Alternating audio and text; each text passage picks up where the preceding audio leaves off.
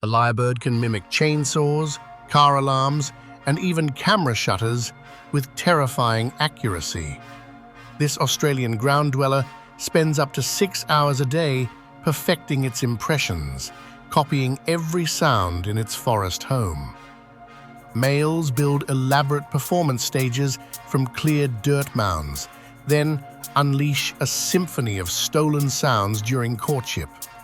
They mimic kookaburras, cockatoos, and human voices seamlessly. But here's the twist. Scientists discovered lyrebirds in zoos still mimic construction noises from decades ago, passing these fake sounds to their chicks like cultural traditions.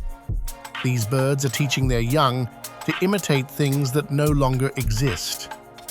What happens when nature starts preserving our noise pollution as song?